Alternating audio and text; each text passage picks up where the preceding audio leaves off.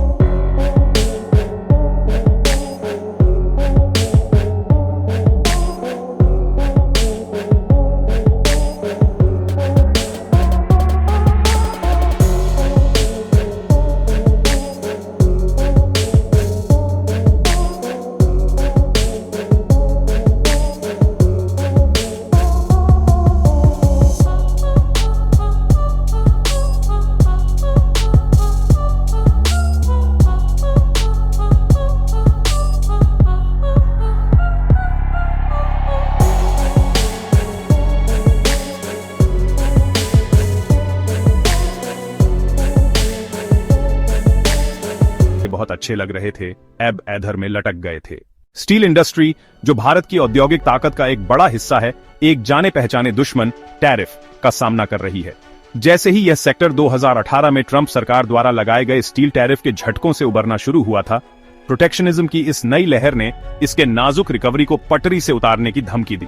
जमशेदपुर, भारत का steel city, Tata steel का घर, जो दुनिया के सबसे बड़े स्टील उत्पादकों में से एक है, अपनी भट्टियों में ठंडी हवा चलती महसूस कर रहा था।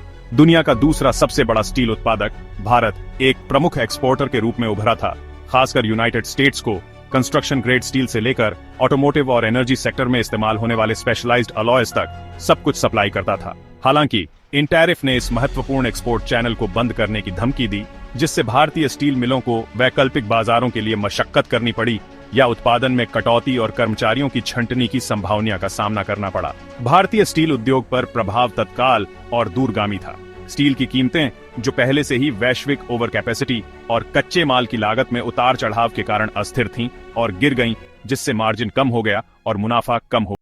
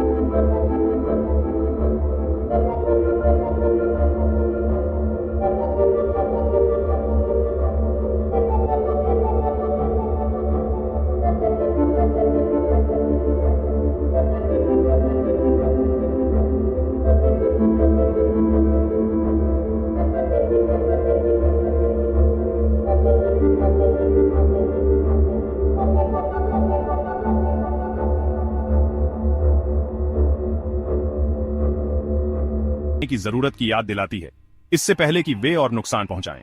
एक देश तैयार हुआ, इंडिया का जवाब टैरिफ चैलेंज को। इंडियन गवर्नमेंट ने रिसोर्सेज इकट्ठा करके इस चैलेंज का सामना करने की तैयारी कर ली। Ministry of commerce and industry फौरन हरकत में आ गया। उन्होंने टास्क फोर्सेज और वर्किंग ग्रुप्स बनाए। प्राइम मिनिस्टर नरेंद्र मोदी ने देश को संबोधित किया। उन्होंने कहा कि इंडिया में इस मुश्किल से बाहर निकलने की ताकत है। हमें एक स्ट्रेटेजी चाहिए जिसमें दूसरे देशों से बातचीत और इकोनॉमिक रिफॉर्म्स हों। ऐसा करके हम टैरिफ्स के असर को कम कर सकते हैं। इंडियन गवर्नमेंट का जवाब तेज और कई तरीकों वाला था। उन्होंने वर्ल्ड ट्रेड ऑर्गेनाइजेशन में इन टैरिफ्स के खिलाफ आवाज उठाई। उन्होंने कहा कि ये इंटरनेशनल ट्रेड रूल्स के खिलाफ है। साथ ही उन्होंने कुछ अमेरिकन गुड्स पर बदले में टैरिफ्स लगाने का ऐलान किया। ये चीजें सोच समझकर चुनी गईं ताकि अमेरिका के इंपॉर्टेंट लोगों पर प्रेशर बनाया जा सके। गवर्नमेंट ने अफेक्टेड इंडस्ट्रीज की मदद के लिए कई कदम उठाए। उन्होंने दूसरे देशों से बातचीत शुरू की ताकि इंडियन एक्सपोर्ट्स के लिए नए मार्केट्स ढूंढे जा सकें। मैसेज साफ था, इंडिया लड़ने के लिए तैयार है। डिप्लोमेटिक चैनल्स और काउंटर मेजर्स ट्रेड बैटलफील्ड पर आगे बढ़ते हुए। टैरिफ के जवाब में इंडिया का पहला बचाव डिप्लोमेसी था। Ministry of external affairs, ministry of commerce and industry के साथ मिलकर एक डिप्लोमेटिक ऑफेंसिव शुरू किया। की ट्रेडिंग पार्टनर्स और मल्टीलैटरल ऑर्गेनाइजेशंस के साथ एंगेज करके सपोर्ट का कोalition बनाया और ट्रेड के अल्टरनेटिव एवेन्यूज एक्सप्लोर किए। WTO के फाउंडिंग मेंबर इंडिया ने ऑर्गेनाइजेशन के डिस्प्यूट सेटलमेंट मैकेनिज्म का इस्तेमाल किया। यूनाइटेड स्टेट्स के खिलाफ फॉर्मल कंप्लेंट फाइल की और कहा कि टैरिफ्स ने इंटरनेशनल ट्रेड रूल्स को वायोलेट किया है। यह मूव हालांकि लार्जली सिंबॉलिक था क्योंकि ट्रंप एडमिनिस्ट्रेशन WTO के बारे में स्केप्टिकल थी, फिर भी एक क्लियर सिग्नल दिया कि इंडिया अपने इंटरेस्ट डिफेंड करने के लिए सभी अवेलेबल लीगल मींस यूज करने के लिए तैयार है। साथ ही इंडिया ने अमेरिकन गुड्स के केयरफुली सिलेक्टेड बास्केट पर रिटेलिएटरी टैरिफ्स अनाउंस किए, जिसमें almonds, apples, Harley Davidson motorcycles और कुछ केमिकल प्रोडक्ट्स शामिल थे। ये टैरिफ्स ट्रंप एडमिनिस्ट्रेशन को मैक्सिमम पॉलिटिकल पेन देने के लिए डिजाइन किए गए थे, क्योंकि ये गुड्स ट्रंप के इलेक्टोरल बेस के लिए क्रूशियल स्टेट्स में प्रोड्यूस्ड होते थे और इन्हें इंडियन कंज्यूमर्स और बिजनेसेस पर इंपैक्ट कम करने के लिए कैलिब्रेट किया गया था। इंडियन गवर्नमेंट ने की trading partners including European union, Japan और एशियन कंट्रीज के साथ बायलैटरल टॉक्स भी की ताकि ट्रेड और इन्वेस्टमेंट टाइज एक्सपैंड करने के अपॉर्चुनिटीज एक्सप्लोर किए जा सकें। इसने अपने स्ट्रेटेजिक लोकेशन और ग्रोइंग इकोनॉमिक क्लाउड का लेवरेज करके न्यू पार्टनरशिप्स बनाए और अमेरिकन मार्केट पर अपनी डिपेंडेंस कम की। नई मार्केट्स की तलाश अमेरिका के अलावा और कहां? अमेरिका के साथ ट्रेड वॉर ने इंडिया को झटका दिया। एक ही मार्केट पर ज्यादा निर्भर रहना कितना रिस्की है, यह समझ आ गया, चाहे वो मार्केट कितनी भी बड़ी या फायदेमंद क्यों ना हो। सरकार को समझ आया कि एक्सपोर्ट्स को डाइवर्सिफाई करना और अमेरिकन मार्केट पर कम निर्भर रहना जरूरी है। इसलिए उन्होंने नए ट्रेड पार्टनरशिप बनाने और पुराने वालों को मजबूत करने की स्ट्रेटेजी बनाई। इंडिया की यंग और बढ़ती पॉपुलेशन, बढ़ता हुआ मिडिल क्लास और ग्लोबल इकोनॉमी के साथ बढ़ता इंटीग्रेशन दुनिया भर के गुड्स और सर्विसेज के लिए एक आकर्षक मार्केट बनाता है। सरकार ने इस पोटेंशियल का फायदा उठाया और उन देशों से इन्वेस्टमेंट मांगा जो इंडिया के ग्रोथ में शामिल होना चाहते थे।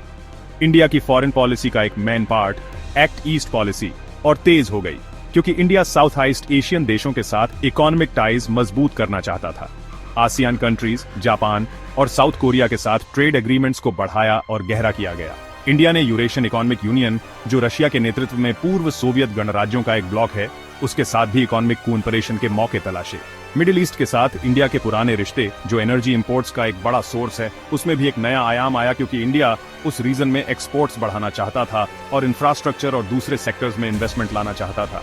अफ्रीकन कॉन्टिनेंट अपने विशाल, अभी तक इस्तेमाल न हुए पोटेंशियल और गुड्स और सर्विसेज की बढ़ती डिमांड के साथ इंडिया के एक्सपोर्ट डाइवर्सिफिकेशन स्ट्रेटेजी के लिए एक और जरूरी फोकस एरिया बनकर उभरा। Section 1 a fractured global on order the post American world tax shape. ये जो ट्रेड वॉर अमेरिका और इंडिया के बीच हुआ, देखने में तो बस दो देशों की लड़ाई लग रही थी, लेकिन इसका असर पूरी दुनिया पर पड़ा। इससे ग्लोबल ऑर्डर में एक बहुत बड़ा बदलाव आया। दुनिया भर में ट्रेड के जो रूल्स चलते थे वो सब बदल गए। अब चीजें ज्यादा अनिश्चित हो गई। देश आपस में अपनी अपनी डील्स करने लगे, पावर पॉलिटिक्स बढ़ गई और हर देश अपनी इकोनॉमी को पहले रखने लगा, मतलब इकोनॉमिक नेशनलिज्म आ गया।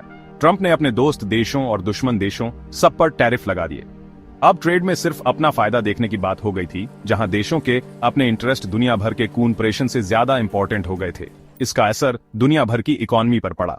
Section 2 the India US relationship at a crossroads, strategic convergence, economic divergence. Trade war ने इंडिया यूएस रिलेशनशिप के लिए बहुत बड़ा चैलेंज खड़ा कर दिया था। ये पार्टनरशिप 21st सेंचुरी में शेयर्ड स्ट्रेटेजिक इंटरेस्ट, बढ़ते इकोनॉमिक टाइज और वैल्यूज के कन्वर्जेंस की वजह से काफी अच्छी हुई थी। दोनों देशों के बीच इकोनॉमिक रिलेशनशिप भी काफी अच्छी हुई, बायलैटरल ट्रेड तेजी से बढ़ा। लेकिन ट्रेड वॉर ने इन मेहनत से हासिल की गई उपलब्धियों को खतरे में डाल दिया और रिलेशनशिप में अविश्वास और कड़वाहट भर दी। इंडियन गवर्नमेंट यूनाइटेड स्टेट्स के साथ मजबूत रिश्ते बनाए रखने के लिए प्रतिबद्ध थी, लेकिन उसे अपने इकोनॉमिक इंटरेस्ट्स की रक्षा करने और किसी एक देश पर अपनी निर्भरता कम करने की जरूरत का भी एहसास था। ट्रेड वॉर के बाद इंडिया यूएस रिलेशनशिप का भविष्य अनिश्चित बना रहा। अमेरिका और इंडिया के बीच ट्रेड वॉर और दुनिया भर में बढ़ते प्रोटेक्शनिज्म के चलते ग्लोबलाइजेशन के भविष्य और आगे की ग्लोबल इकोनॉमिक ग्रोथ पर चिंताएं बढ़ गईं। दशकों से बड़ी मेहनत से बनाया गया रूल्स बेस्ड ट्रेडिंग सिस्टम खतरे में था। उसकी जगह एक टुकड़ों में बंटा और अनिश्चित माहौल बन रहा था, जिसमें bilateral deals, tit for tat tariff और इकोनॉमिक नेशनलिज्म की वापसी दिख रही थी। प्रोटेक्शनिज्म के समर्थक अक्सर जॉब लॉस, गलत कंपटीशन और नेशनल सिक्योरिटी की चिंताओं का हवाला देते हुए तर्क देते थे कि घरेलू इंडस्ट्रीज और वर्कर्स को ग्लोबल मार्केट के उतार चढ़ाव से बचाना जरूरी है। वो टैरिफ, कोटा और दूसरे ट्रेड बैरियर्स का समर्थन करते थे ताकि देसी उत्पादकों को सस्ते इंपोर्ट से बचाया जा सके और देसी प्रोडक्शन को बढ़ावा दिया जा सके। लेकिन इकोनॉमिस्ट्स ने चेतावनी दी कि प्रोटेक्शनिज्म भले ही थोड़े समय के लिए फायदेमंद लगे, लेकिन लंबे समय में ग्लोबल इकोनॉमी के लिए नुकसानदेह हो सकता है। उनका कहना था कि टैरिफ और दूसरे trade barriers global supply chain को तोड़कर, कंज्यूमर्स के लिए दाम बढ़ाकर और कंपटीशन कम करके इनोवेशन को रोक सकते हैं, इकोनॉमिक ग्रोथ को धीमा कर सकते हैं और आखिरकार उन्हीं वर्कर्स और इंडस्ट्रीज को नुकसान पहुंचा सकते हैं जिनको बचाने के लिए ये बनाए गए थे। 20वीं सदी का इतिहास प्रोटेक्शनिज्म के खतरों के कई सबूत देता है। 1930 के दशक का ग्रेट डिप्रेशन, जो दुनिया भर के देशों द्वारा अपनाए गए प्रोटेक्शनिज्म के कारण शुरू हुआ था, दिखाता है कि कैसे ट्रेड वॉर तेजी से बढ़ सकते हैं, जिससे ग्लोबल ट्रेड बंद हो सकता है, बेरोजगारी फैल सकती है और सामाजिक अशांति हो सकती है। अमेरिका के साथ व्यापार युद्ध इंडिया के लिए एक सोचने वाला पल था। इसने इंडिया को ग्लोबल इकोनॉमी में अपनी जगह, बाहरी बाजारों पर अपनी निर्भरता और भविष्य के लिए अपने विजन के बारे में बुनियादी सवालों का सामना करने पर मजबूर किया। क्या इंडिया को बढ़ते हुए प्रोटेक्शनिज्म के जवाब में आत्मनिर्भरता और आयात प्रतिस्थापन का रास्ता अपनाते हुए अंदर की ओर मुड़ जाना चाहिए, या फिर उसे ग्लोबलाइजेशन पर दोगुना ध्यान देना चाहिए, ग्लोबल इकोनॉमी के साथ अपने एकीकरण को और गहरा करना चाहिए और नई व्यापारिक साझेदारियां बनानी चाहिए? आत्मनिर्भरता, जिसे अक्सर बाहरी झटकों से अर्थव्यवस्था को बचाने और घरेलू उद्योगों को बढ़ावा देने के तरीके के रूप में बताया जाता है, अपनी चुनौतियों के साथ आई। इंडिया को अपनी घरेलू अर्थव्यवस्था को मजबूत करने, स्वदेशी निर्माण को बढ़ावा देने और किसी एक देश या क्षेत्र पर अपनी निर्भरता को कम करने के अपने प्रयासों को जारी रखने की जरूरत है। साथ ही उसे ग्लोबल इकोनॉमी के साथ जुड़े रहने, नए व्यापारिक साझेदार बनाने, विदेशी निवेश को आकर्षित करने और समान विचारधारा वाले देशों के साथ मिलकर नियम आधारित व्यापार प्रणाली में सुधार और मजबूती लाने की जरूरत है। मिलकर काम करने की ताकत। इंडिया ने बार बार साबित किया है कि जब इसके लोग एकजुट होते हैं तो असाधारण कारनामे कर सकते हैं। आजादी की लड़ाई से लेकर हरित क्रांति तक, पोलियो उन्मूलन से लेकर चंद्रयान मिशन तक, ट्रेड वॉर ने एक और मौका दिया जब भारतीयों को एक साथ आना था और आत्मनिर्भर भारत के निर्माण में योगदान देना था।